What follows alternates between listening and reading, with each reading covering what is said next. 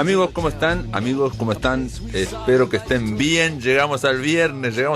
Esto es La Máquina de Pensar. Ahora, ya mismo, vamos a darle la bienvenida a Miguel Ángel Campodónico. ¿Cómo andas, Miguel? ¿Andás bien? Bien, gracias, bien. Lloviendo, está lloviendo afuera. Lloviendo, sí, dificultad para todo, pero bueno, acá estoy. Miguel Ángel Campodónico estuvo no hace tanto aquí por La Máquina de Pensar y me dejó un libro que se llama No me interesa escribir memorias, ¿no? Que ya del pique, yo diría que es un poco peleón ya desde el pique, ¿no? O sea, es como una onda, ¿no? Son memorias que no son Es que no son memorias. Son antimemorias. No sé, son simplemente, como lo digo, recuerdos relacionados con mi actividad literaria, no solamente de ficción, sino también de no ficción. Pero es yo lo digo ahí, es una antología, una antojología, que fue un término que me dijo una vez Enrique Fierro, yo lo digo ahí que me encantó. Es una antojología de recuerdos. De antojos. De antojos. Han quedado ahí otros, por supuesto, pero estos están directamente vinculados a mi actividad literaria. Es más, yo me hago cargo de varias de las cosas que digo que no tienen que ver con los recuerdos propiamente dichos, sino con mi forma de ver la escritura, qué es lo que considero yo que es la escritura, en fin, cómo se escribe para mí, etcétera, etcétera. Porque no son memorias, de eso no tengo menor duda. Memoria sería otra cosa. Estos son recuerdos que además involucran a varias personas muy conocidas, ¿no?, del ambiente literario. Algunas nombradas y otras no. Otras no nombradas, ahí decís el pecado pero no el pecador, con lo cual genera, digamos, ahí me parece a mí, por más que digas que no son memorias, y sí, puedo estar de acuerdo, son, recuerdos fragmentarios de situaciones, algunas están contadas exhaustivamente, otras pasan como en una especie de paisaje, pero hay un trabajo, digamos, literario al escribir estas memorias. No sé si son memorias literarias las tuyas, pero en cuanto a que, por ejemplo, arranca con una conversación una entrevista que te hace una estudiante de Ciencias de la Comunicación. Y esa estudiante que se menciona ahí como una interlocutora, aparece una y otra vez. En un momento yo pensé, pero esto es totalmente inventado por Miguel Ángel Campodónico y es como una especie de estudiante virtual a la que él le está hablando una y otra vez y le va comentando las cosas. No, la estudiante insistió, lo juro, lo rejuro, ¿sí? Lo perjuro, no lo perjuro. Realmente la estudiante existió, era una estudiante de Ciencias de la Comunicación, no fue la única, la tomé ella como ejemplo, hubo 2 o 3 casos de estudiantes de Ciencias de la Comunicación que me entrevistaron, y yo la tomé a ella un poco como una suerte de síntesis de las 3 entrevistas. Claro. Y por supuesto, algunas de las cosas que aparecen ahí como un diálogo entre ella y yo, algunas son ciertas y otras son literarias. Pero exacto. La estudiante existió, la provocación existió. Me dijo en algún momento, pero usted tiene que publicar eso, algunas de las cosas que yo le estaba contando. Y bueno, a partir de ahí nació la idea. Álvaro Rizzo la tomó y le gustó la idea y ahí está el libro. El editor también fue el que te dijo también de alguna forma que te parecía interesante como proyecto, digamos. Sí. Sí, solamente que me pidió algunas cosas, yo las cumplí en parte, todas no, pero sí fue Álvaro el que me dijo, sí, dale para adelante con esto que me interesa, y ahí está el libro. No, yo, digamos, como lector, obviamente, creí eso en cuanto a la provocación, al origen, ¿no? Alguien te entrevista, de alguna forma te obliga o te dice, vamos a recordar algunas cosas, y bueno, y vos decís, empecé a hablar y no podía parar, ¿no? Es el borbollón. Eso ocurre y a nivel casi inconsciente, si se quiere, ¿no? Eso como viste cuando a un sospechoso de un delito comienzan a interrogarlo, y muchas veces, casi siempre, habla mucho más de lo que debía y dice cosas que no esperaba. Y a partir de ahí la policía o el investigador... Bueno, esto fue igual. Me provocó de tal modo que yo empecé a hablar de cosas que no pensaba contar.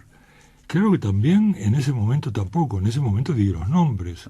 Los nombres tampoco los diste en ese momento. No, que yo no podía dar. Los nombres que yo doy acá se los di a la estudiante de comunicación, de Ciencias de la Comunicación. Los que no podía dar, no se los di ni a ella ni a nadie. Perfecto, ¿no? Porque también vos decís que esa charla incluso que te sorprendió cómo salió a borbotones, porque en realidad era una charla, digamos, que no iba a ser utilizada para la tesis específicamente o directamente, ¿no? Porque todo comenzó con lo literario propiamente dicho, claro, pero ahí empezó varias de las preguntas son preguntas típicas de los estudiantes de Ciencia de la Comunicación. ¿Cómo se escribe? ¿Qué se escribe? Ay, ¿qué personas habrá conocido? ¿Qué interesante habrá sido esto? ¿Qué interesante habrá sido aquello? Y a partir de ahí, que ya no era estrictamente literario, me fui por las ramas y dije cosas que no debía. Bueno, pero es la fuerza que tiene la memoria en nosotros. Y yo, bueno, en su momento escribí un artículo largo que me llevó mucho sobre el escribirse de un italiano, y él decía que hay sobre la autobiografía, ¿no? Y él decía que hay momentos que te asaltan los recuerdos y uno no sabe por qué. Y dice que incluso aunque uno no sea escritor, lo primero que quiere es contárselo a la persona que tiene al lado. Me acordé de un olor a mandarinas que no sé por qué ahora en este momento me acuerdo, y lo cuentas, ¿no? Ahora, el siguiente paso, que es escribirlo, lo hacen los escritores, digamos, en general no lo hace la gente, pero todos tenemos, y eso siempre es después de la mediana edad también, decía, ¿no? O sea, son asaltos de memoria. Es verdad. Ahora, yo por ejemplo acá después, una vez terminado el libro, digo, yo me di cuenta de que por lo menos un par de cosas que digo ahí, yo en algún momento quería contarlas. No iba a dejar de contarlas, porque son muy gruesas, muy impactantes, ¿no? La historia de la que yo creo que titulo La dama y el novelista, es realmente, es un hecho que a mí me golpeó en su momento de un modo, pero muy duro.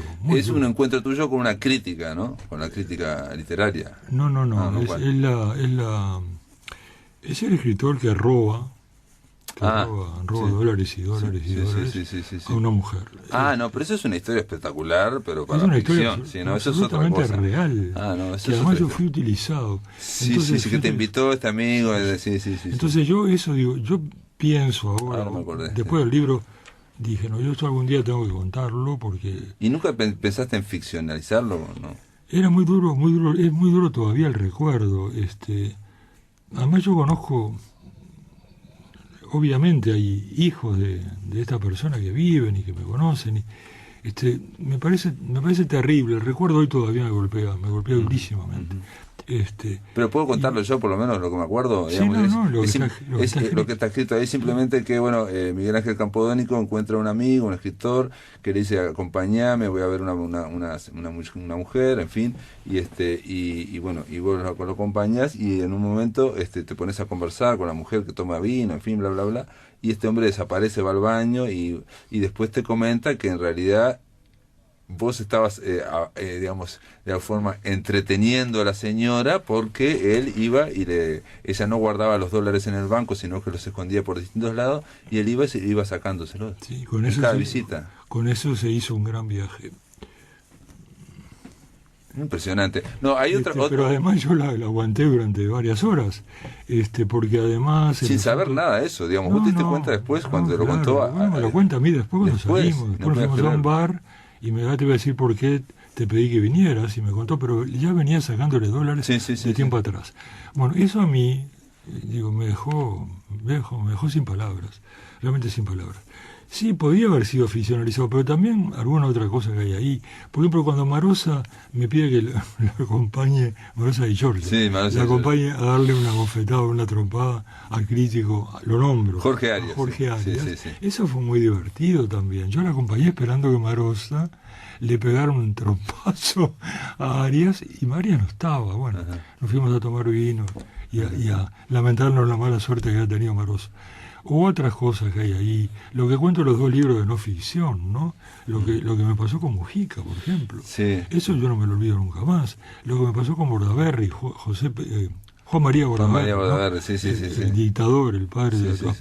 Y hay otras cosas ahí. La entrevista del hebrero de la revista Mandoror. Una entrevista colectiva. A Onetti, con la invitación que le hace Lebrero a Onetti prácticamente para que se suicide después de escribir El Pozo. Y él le dice que lo hará, pero que lo anteceda, le gustaría que lo antecediera Lebrero. Claro. Se le invita a Lebrero a matar. Lo voy a seguir. Hay cosas de esas que son realmente impresionantes.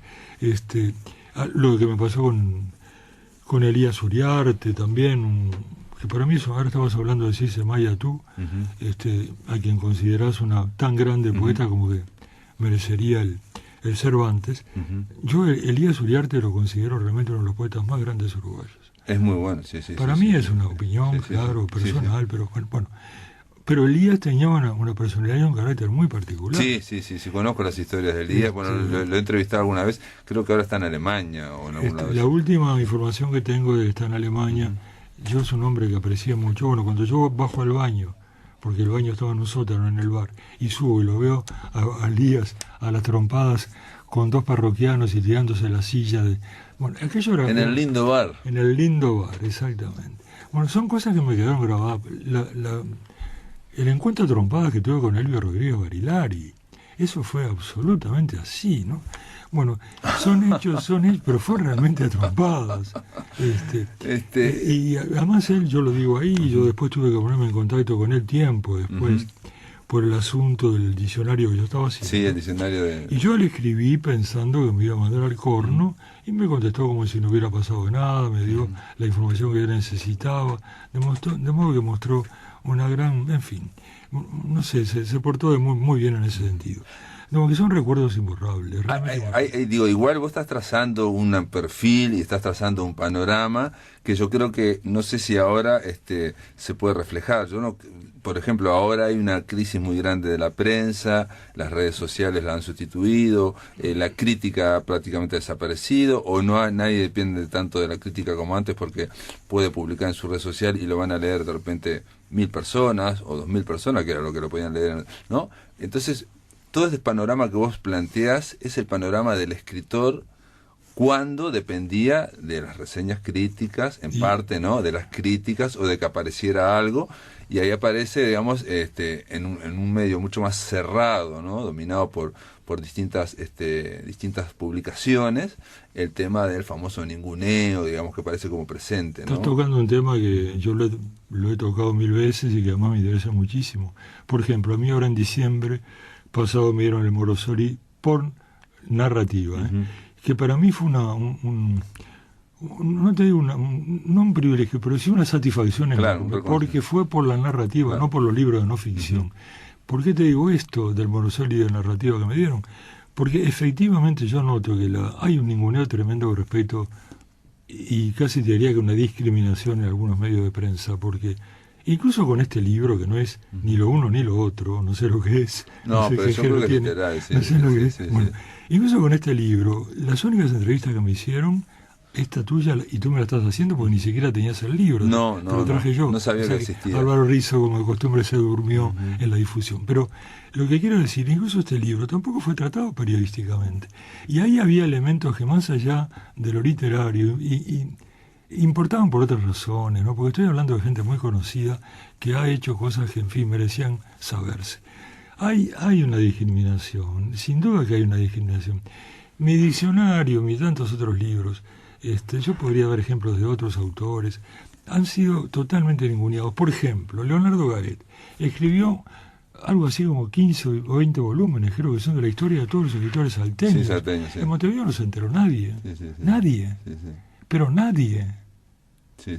Y ahí yo tengo la colección completa, claro. Y yo no vi nunca ni una línea, porque yo no hablo, siempre he discutido de esto, yo no hablo de que haya enormes reseñas literarias, fotos, reportajes, no, la información mínima, ¿no?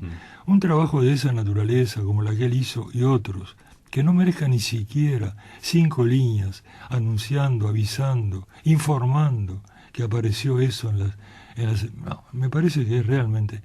Alguna razón hay. Yo creo que sé cuáles son, pero no importa cuáles. No, a veces es el ambiente provinciano, a veces en este caso justo de Leonardo Garet, yo creo que también es el centralismo, la conciencia. Pero ha pasado con otros libros de él que han sido publicados en Montevideo. Esto que yo digo fue publicado en Salto. Pero, sí, yo conozco la colección. Sí, pero hay otros libros de él publica muchísimo, además. Sí, es más, ahora digo, yo tengo pendiente el último libro de poemas. De poemas de él, que sacó en Yaburú, sí. Yo lo pongo a él como mero ejemplo, ya te digo, yo creo que hay una discriminación que tiene que ver con muchas cosas, pero bueno, para mí es lamentable. Ahora, pero te pregunto una cosa antes de ir a la pausa, una cierta picardía. Si vos, en vez de ocultar los nombres, poner anonimatos, cuando las situaciones, por ejemplo, de este escritor que robaba a una señora, o otra que a mí me impresionó mucho y me pareció así como una escena casi arquetípica, ¿no? Donde el joven Miguel Ángel Campodónico lleva sus textos a un famoso crítico y escritor, y bueno, y ese señor crítico y escritor lo quiere seducir. De una forma, lo quiere emborrachar y después lo quiere seducir. Está muy bien narrado, aparte encima con la madre gritándole del otro cuarto. Eso ahí no hay una sola gota de ficción. Sí, bueno, eso lo creo, eso te lo creo porque además, la realidad tiene tanta fuerza además te digo que una persona, una por lo menos que yo sepa, una vez que lo leyó me dijo, ese fue fulano de tal. Claro. Y era efectivamente él, se dio cuenta. Es decir, no hay una gota de ficción, pero eso fue cuando yo empezaba a tratar de publicar, ¿te das cuenta? Fue un comienzo que realmente me puso los pies sobre la tierra acerca de lo que era el ambiente cultural uruguayo. Bueno, el ambiente cultural uruguayo, no el ambiente, ese ambiente. Ese ambiente del escritor. ¿Y por qué entonces? ¿Por qué no poner el nombre? Porque me parece que en ese caso no realmente era escandalizar acerca de una persona que en su momento fue muy apreciada y muy querida y muy admirada, y en el caso del escritor y los dólares y la mujer, eso ya era un delito, y también andan familiares por ahí, como te dije. ¿Para qué escandalizar? Yo primero que nada tendría que saber si ese delito había prescrito, porque yo era cómplice. Claro, porque estuviste conversando con la señora un par de horas mientras soportándola. Y en el caso en este caso era un problema legal y moral. En el otro, en el primero que acabas de citar, era un problema moral. ¿Para qué escandalizar acerca de ese hombre? Ya te digo, un lector, uno por lo menos que yo sepa. Sí. Igual el lector, digamos, promedio que soy yo, por ejemplo, se queda con gran ganas de saber quién era. Vamos a hacer una pausa, amigos. Estamos conversando con Miguel Ángel Campodónico de No me interesa escribir memorias. Está editado por Linardi Rizzo, y yo digo que es una suerte de antimemorias de Miguel Ángel Campodónico. Después de la pausa continuamos aquí en La Máquina de Pensar.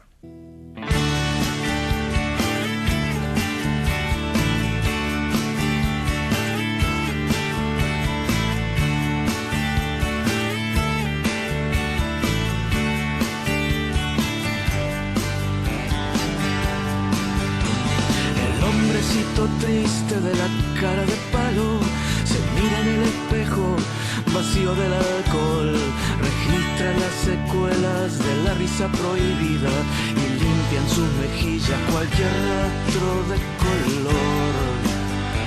Alinea el sombrero, ajusta su corbata, ensaya una vez más el mudo gesto de estupor, da una leve pirueta y vuelve a entrar a la pantalla, reiniciando el rito del prestidigitador.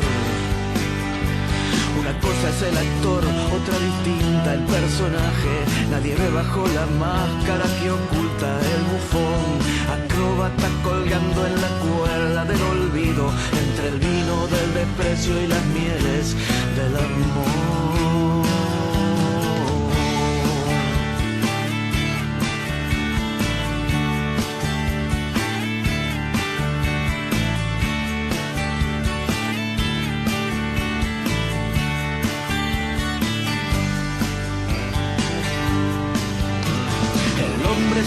Triste de la cara de palo, aburrido malgasta sus horas de fumador, las manos indecisas distraen viejos naipes, rumiando solitarios imposible solución.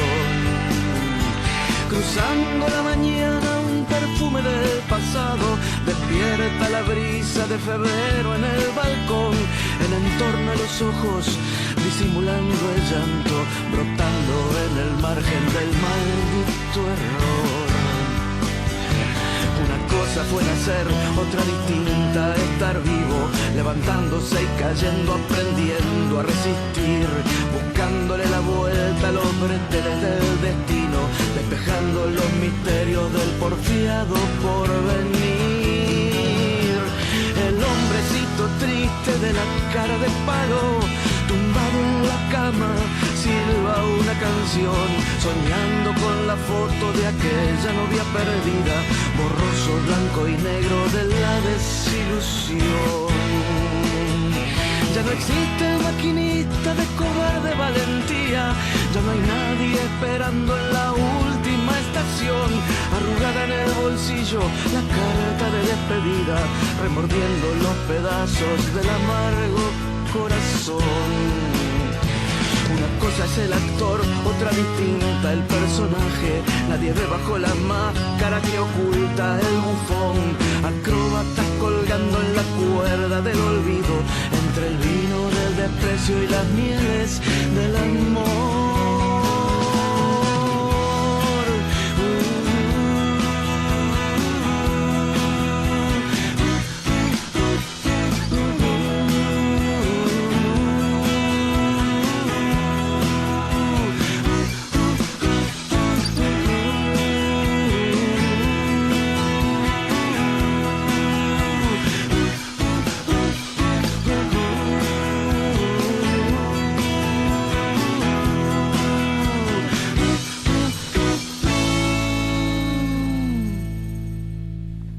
Este era Walter Bordoni, el disco El Hogar de los Distintos, que salió el año pasado y que ha tenido muchos premios.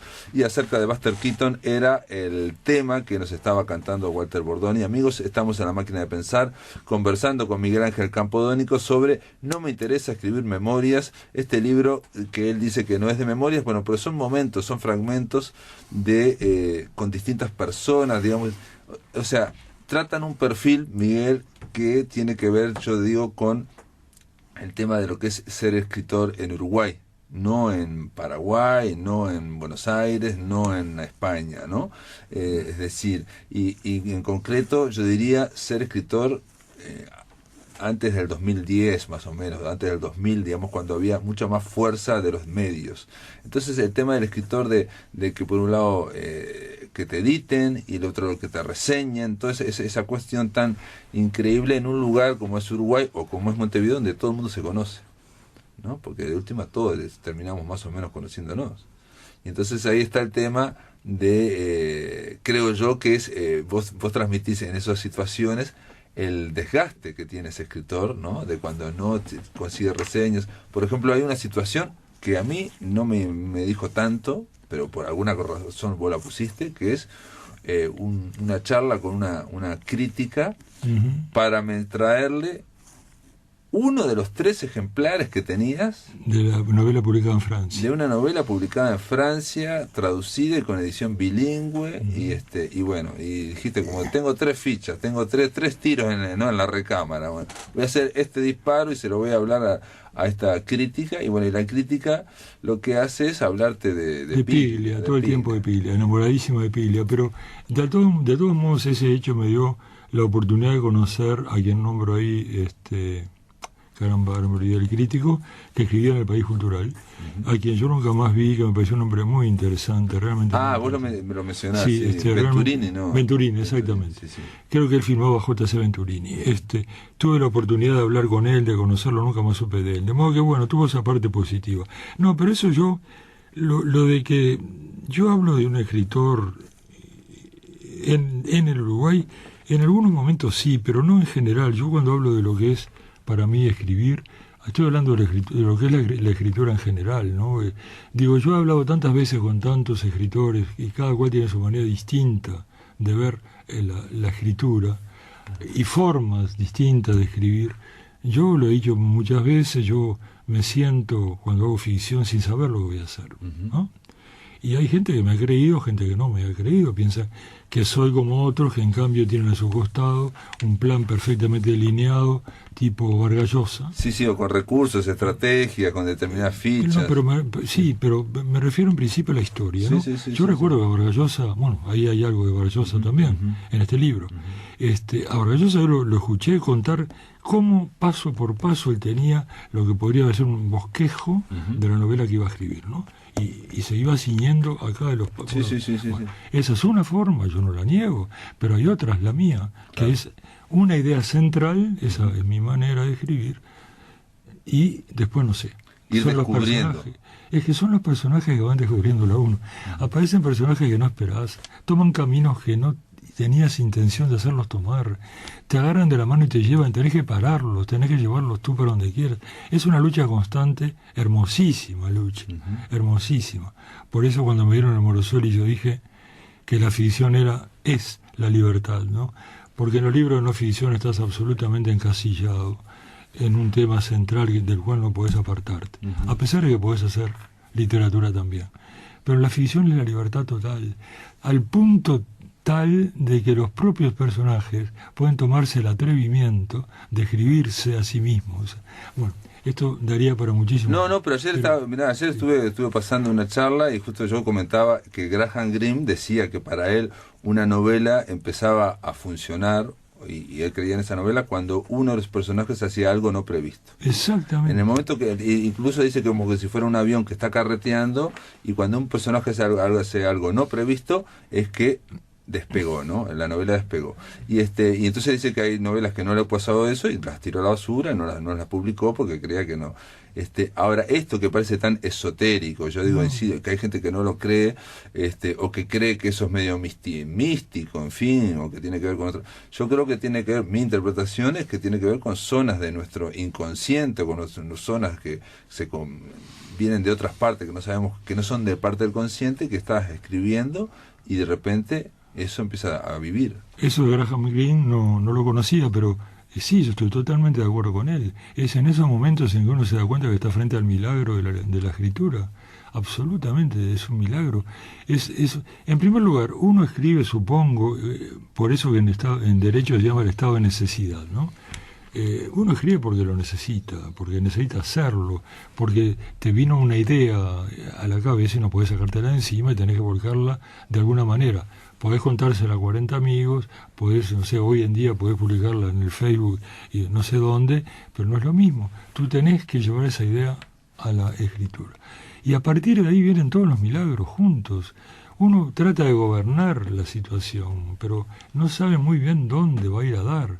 Es más, yo he empezado, no voy a decir cuál, yo he empezado una novela de las publicadas que tuvo mayor éxito por un final que yo tenía escrito para un cuento. Y jamás pensé que ese final que yo había guardado, que era para un cuento, como digo, iba a terminar usándolo como principio de una novela. Entonces, ¿cuáles son los mecanismos de la creación? ¿Qué sé yo?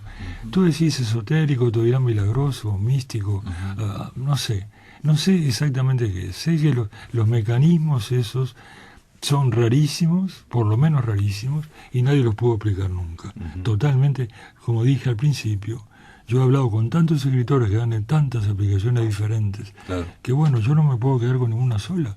Hay escritores de todo tipo, hay escritores que utilizan 1000 formas, hay escritores que necesitan hacerlo por razones diferentes a otros, no sé.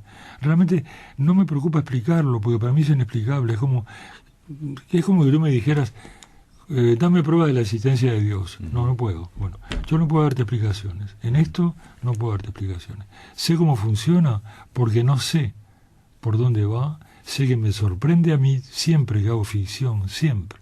Ahora mismo estoy intentando con muchísimo, esfuerzo empezar una novela y tengo apenas una idea central. Y no sé para dónde voy a ir, juro que no lo sé. Y muy probablemente termine siendo una novela absolutamente descartable, que yo la tire a la papelera, o no sé. Y perdón, y cuando empezás por esa idea, ¿no? Con una idea, una imagen, en fin, una situación, ¿te puede pasar que, te pregunto si te ha pasado, de escribir una novela y darte cuenta que al final esa situación se podía sacar? Totalmente, sí. O sea, sí. digamos, después en la corrección, en la relectura, ves que eso... No la idea básica, no el núcleo, no el caracú. El caracú, para llamarlo de alguna manera, esa cosa central de la idea, eso queda. Por ejemplo, no sé, en Invención del Pasado, yo tenía una sola idea, me sentía a escribir una idea, la decadencia de los seres humanos y de las cosas. Me dolía pasar por las grandes mansiones, por ejemplo, de Boulevard Artigas, deterioradas, o del Prado, o de otros lados, ¿no? La decadencia, que a su vez era decadencia humana, porque ahí habían vivido grandes familias que ya no estaban. Bueno, con esa idea central me senté a escribir. No puedes creer que yo no tenía la menor idea que era lo que iba a hacer yo con eso. Bueno, salió una novela que se llama, de 400 páginas, que se llama Invención del Pasado. Es una impresión, digamos, que tenía. Pero era la decadencia. Y efectivamente ese núcleo, esa cosa central, permaneció. Después se fue por caminos absolutamente inesperados, pero totalmente inesperados.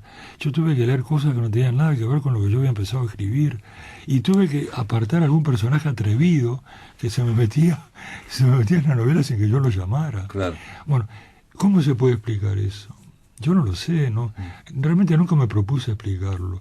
Lo que quiero es que acepten la forma que yo tengo como yo acepto la de los demás. En tanto, para mí hay tantas formas posibles de escritura como escritores. Y también, digamos, como me dijo alguien una vez, hablando aquí, que así como, bueno, el hebrero que planteaba que él iba por derivas, digamos, de la misma forma, que no sabía cómo iba a terminar, y hay otros escritores como Horacio Quiroga que decía, no escribas las 3 primeras frases y no vas a saber cómo son las 3 últimas, digamos, como una flecha, ¿no? Por eso, yo no estoy de acuerdo con Quiroga y sin embargo lo acepto. Y ¿no? sin embargo, las dos, digamos, los dos estilos han generado obras maestras. ¿Cuál era la forma de Feliberto Hernández para escribir? Yo qué sé. Sí. Yo qué sé.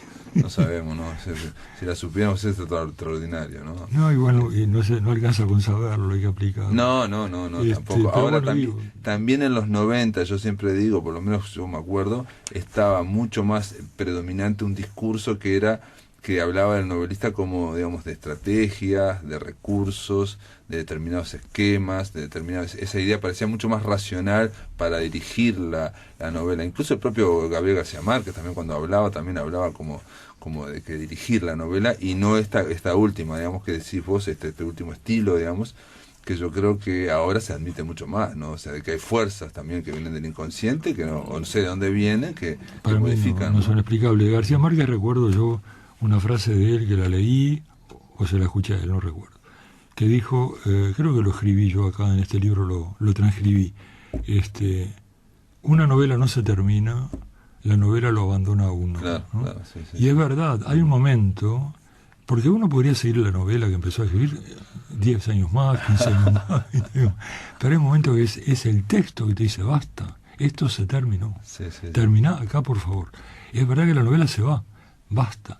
Y eso me pareció genial que lo dijera García Márquez, porque me pareció exactamente aplicable como yo pienso la literatura, sin haber llegado ni a los talones de García Márquez, por supuesto. Muy bien, amigos, después de la pausa continuamos aquí en La Máquina de Pensar. Estamos conversando con Miguel Ángel Campodónico de No me interesa escribir memorias, editado por Linardi y Rizzo. Continuamos, amigos, en La Máquina de Pensar. Estamos conversando con Miguel Ángel Campodónico en torno a este libro No me interesa escribir memorias.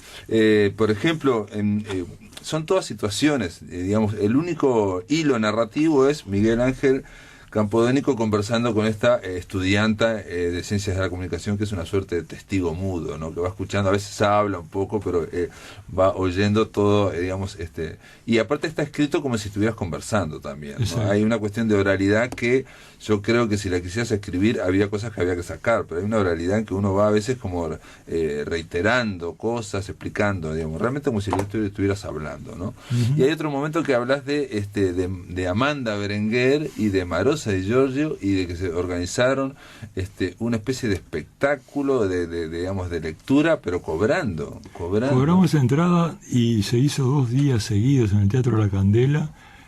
Increíblemente para nosotros hubo gente los 2 días y se cobraba entrada. Después, como Amanda se ponía muy nerviosa, hicimos otra lectura, Marosa y yo. Amanda no intervino en el teatro que está ahí en la calle Río Negro, está abandonado como teatro, bueno, no importa. ¿El teatro no Victoria, Río Negro y Soriano Canelones. Ahí Amanda no quiso intervenir porque realmente se ponía muy nerviosa. Pero eso para mí fue una cosa notable, porque fue Marosa que me lo propuso a mí, y Amanda era muy amiga, o Marosa era muy amiga de Marosa, y por supuesto Amanda le dijo que sí a Marosa, y para mí fue una cosa increíble. Primero porque lo mío no era poesía, era un texto, era un cuento, y era muy diferente la cosa a que leyeran poemas, pero la cosa salió formidablemente bien. Yo lamentablemente no tengo el grabador, no tengo el audio. Porque aparte hubo música, decías vos. Hecha por Juan José Iturriberri, que lo hizo muy bien adecuado a cada uno de los textos, pero realmente fue una sorpresa para nosotros. Y bueno, eso pasó, pero lo genial de la cosa fue que Amanda estaba tan nerviosa que para darse ánimo antes de salir al escenario a leer, se tomó unos tragos de grapa, y eso es lo que cuento, que estaba tomando uno de los muchachos que estaban en el teatro, ahí entre bastidores, y Amanda quiso para darse un poco de ánimo. Eso, sí, imaginarse a Amanda Berenguer tomando grapa de la botella. Por el pico. Del pico, sí. Pero además, Marosa también. Bueno, Marosa sí. era otra cosa. Marosa no había que sorprenderse si tomaba, pero Amanda era otra cosa. Ahora, me extraña que me dijeras que no quería Amanda, bueno, porque ella era muy prolija para hacer las cosas, como de pensarlas mucho, digamos, de no dejar nada librado al azar, digamos, ¿no? En ese sentido. Por lo menos con las 2 veces que hablé con ella me dio esa obsesiva, digamos, de sí, su trabajo. Del detalle. Claro, pero esto era una cosa en público, con gente que estaba pagando para escuchar. Yo he atrevido, porque además, fíjate, Marosa y Amanda, nada menos, conmigo, yo con ellas. Pero Amanda se puso realmente muy nerviosa y no quiso ya hacerlo más. Pero lo hizo muy bien, digo, ella leyó muy bien los textos, por supuesto, pero conteniendo realmente un estado de nerviosismo que la alteraba. Realmente la alteraba. Qué increíble. Pensaba que cuando yo hablé con ella me dijo que el momento culmine, digamos, de su vida para ella como poeta era cuando fue a Chile y se asomó en un festival famoso de Chile Poesía, y se asomó y había como miles de personas, 1.000 o 2.000 personas, y leyó para ella. Bueno, ¿no? Digamos, mira, ¿no? En ese habría vencido sí, el estado de nervios. Sí, no era habitual en aquella época hacer eso.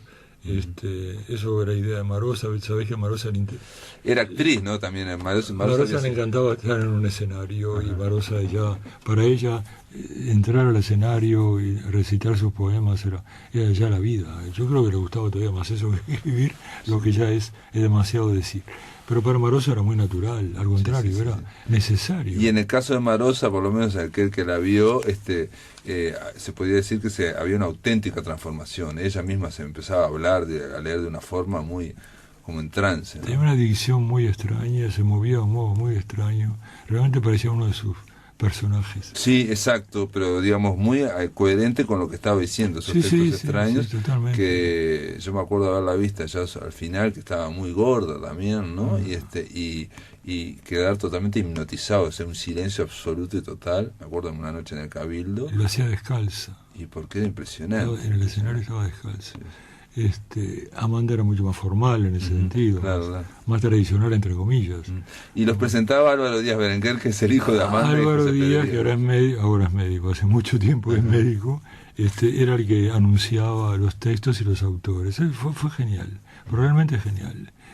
Lamentablemente, como digo, no tengo los el audio, ¿no? Los registros de audio no los tengo. Porque hubiera estado bueno lamentablemente no los tengo. Y en el caso de Vargas Llosa, lo mencionaste antes, que digamos un momento que también fue en la casa de Amanda y en Mangaripé, ¿no? Claro, de José Pedro Díaz. María Espínola se llama hoy la calle. María Espínola, de Punta Gorda.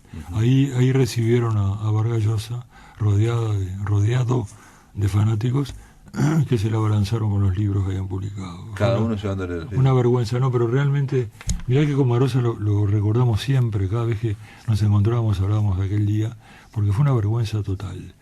Todo el mundo había llevado sus libros para que el gran Vargas Llosa se los llevara para apreciar los talentos de los uruguayos, y los tiraron, porque no hay otra forma de decirlo, adentro del auto de Beto Orelloni, Volkswagen, abrieron la valija, tiraron todos los libros ahí y se fueron. Y Vargas Llosa los habrá tirado después. Pero lo que fue realmente insoportable era ver cómo la gente corría atrás de Vargas Llosa para darle los libros, ¿no? Bueno. Vargas Llosa también. Mira, yo he tenido la fortuna de conocer a algunos escritores en el Uruguay de muchísimo valor. Vargas Llosa fue uno, Nicanor Parra fue otro, Bioy Casares fue otro, ¿no? Y te nombro a 3 de personalidades totalmente diferentes. Claro. Totalmente diferentes. Claro. Con Vargas Llosa yo nunca intercambié una palabra, y lo vi 2 veces, no solamente esta que cuento en el libro, sino otra vez. Nunca intercambié una palabra. Creo que hay una foto de la casa de Amanda. Debe haber. Sí. Eso debe estar. Y donde está, porque me acuerdo de Marosa, incluso hay gente que está. En ese archivo que elijo. No sé las fotos, tenés razón. Sí, la voy a buscar después. No sé si las fotos fueron donadas con la biblioteca. Sí, pero están en internet. Yo creo que ¿Están en internet? Sí, creo que sí. La busco. No, seguramente. Bueno, yo te decía, Nicanor Parra y Bioy Casares dos personas totalmente diferentes a Vargas Llosa. Bioy Casares era un exquisito, era una cosa impresionante. Hablé horas con él y con Nicanor Parra. Se había alojado en lo que era el Parque Hotel. Él había sido invitado a la Feria del Libro. Caminamos por el Parque Rodó y él comiendo naranjas, hablando. Pero una maravilla de ser humano, igual que Bioy, pero también diferente. Claro, no, Bioy... Que era totalmente distinto a Vargas Llosa. Lo aprecio como escritor, y esto es otra cosa. Estoy hablando de su postura frente a los demás. Claro. La Vargas Llosa era la del genio que llegó a explicarnos por qué él está en el Parnaso. Que bajó para explicar un poco. Y bueno, y también hay que decir que ese Vargas Llosa también era, ya estaba en el auge de su, ¿no? Claro, él venía de publicar La Guerra del Fin del Mundo. Ah, sí, la guerra, claro, sí. Vos lo mencionás, que se pone a explicar La Guerra del Fin del Mundo. Sí. No, ya era, bueno.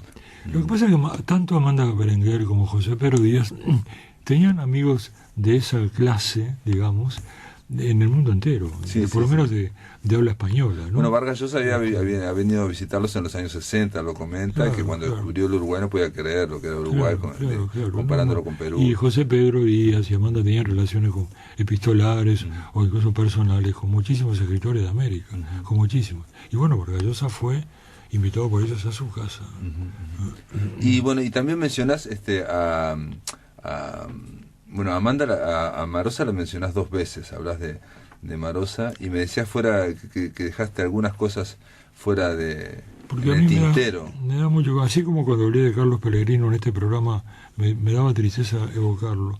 Me dio mucha tristeza recordar el velatorio de Marosa, y sobre todo lo que fue el entierro al que yo no fui. Porque el hecho central de esta cosa es que cuando llegó el momento de trasladarla, ella había pedido ser enterrada en Salto, ¿no? Murió en Montevideo.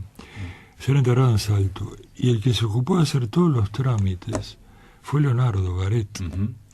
Leonardo Garet hizo que la Intendencia de Salto se ocupara de venir a buscar el cuerpo y llevarlo a Salto.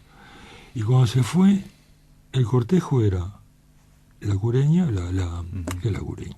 Era el vehículo que llevaba el cajón, el ataúd, adelante el chofer y Leonardo a su lado, llorando como un niño llora. Nada más. Ese fue el entierro para nosotros, que la vimos irse a Marosa, acompañada por su amigo íntimo Leonardo y el chofer del auto, de la camioneta. Y se fue. Y ninguno de nosotros fue al entierro de Marosa. Pero había que ir a Salto, por eso. Todos teníamos ocupaciones, pero no, yo creo que a esta altura, mirando muy para atrás, yo creo que hicimos mal, ¿no? Si teníamos ocupaciones lo hubiéramos dejado. Sí, bueno, ocurrió cuando murió también Idea Vilariño, que habían 20 personas también ahí en la Biblioteca Nacional. Bueno, Armonía Sommer estaba sola. Y Armonía Sommer... te digo, me quedan 3 minutos para hablar. Y una cosa que me sorprendió del libro es la otra ausencia. Yo pensé que iba a estar mucho más presente Armonía. Porque está muy presente en muchas cosas. Pero no la mencionabas prácticamente. Yo que estaba buscando una situación y prácticamente no la mencionabas. He hablado tanto de Armonía y he publicado tanto de Armonía. Te hablé del Congreso en Chile, te hablé de Poitiers en Francia, he publicado cosas en revistas, No, ya está, yo no puedo seguir hablando de Armonía, es como si hay una especie de obsesión enfermiza. ¿O será que no hubo una situación así? No, lo que yo podía haber contado, que como la conocí, que lo conté en tu programa y 1000 veces más, pero ya lo he contado 1000 veces, y no. Yo además Armonía cada vez la siento más ajena al Uruguay, ¿sabes? ¿Y eso? Sí, y eso es la realidad. Más alejado. O el Uruguay alejado de Armonía o Armonía alejado de Uruguay. Yo creo que ella es una gran escritora que se va a conocer, digamos. ¿Pero eso cuándo? Yo creo que sí. No, por eso te digo, en cambio, hay otros escritores contemporáneos uruguayos que son muchísimo más conocidos que ella. Entonces, insistir con eso, yo ya no quiero hacerlo más. Estoy realmente como lloviendo sobre mojado, ¿no? Es siempre lo mismo. Pero como es un perfil tuyo también, digamos, y vos ibas a vacacionar a Somersville y cosas pero así, lo he contado, lo he escrito, lo he publicado, está publicado en... Ya te digo, está publicado en varios lados, he contado todo eso, lo he contado 1000 veces y publicado. Correcto. No, Armonía ya está en su lugar, para mí está en su lugar y no voy a insistir con ella porque, insisto, sería casi como patológico de mi parte. Bueno, y para terminar, decir que hubo también dentro de tus proyectos de no ficción, que lo hablas aquí, hubo un proyecto de no ficción que podría haber sido sorprendente y que no cuajó, que es el de un Castiglioni, ¿no? El gran investigador. Sí, hubo varios, ¿no?, que quedaron en el camino. No los quise contar los demás porque no daba para tanto. Hubo varios. Pero en el caso de Castiglioni... El caso de Castiglioni fue terrible porque yo gasté muchos meses de trabajo con él, mirando el archivo enorme que tenía ahí en mi frente, y yo digo, ¿por qué no se lo robé y salí corriendo? Porque claro, me mintió todo el tiempo diciéndome que iba a decir cosas que nunca había dicho, nada menos que el jefe de inteligencia policial de la época de la dictadura. Sí. Y nunca me dijo lo que pensaba yo que me iba a decir, nunca me dejó ver los documentos. Tenía las cintas grabadas ahí arriba de la mesa, que supongo que eran de interrogatorios, ¿sí? Y después, apareció, ahora anda dando vueltas por ahí ese archivo. Eso fue una de las cosas más frustrantes, pero también fue muy frustrante el secuestrado por la FARC. Yo fui a México para eso. También tampoco no lo mencionás. No puedo, me pidió él que no lo hiciera. Es decir, ya cuando no quiso que se publicara el libro, me adujo, entre otras cosas, que no quería que se supiera que se supiera que era él.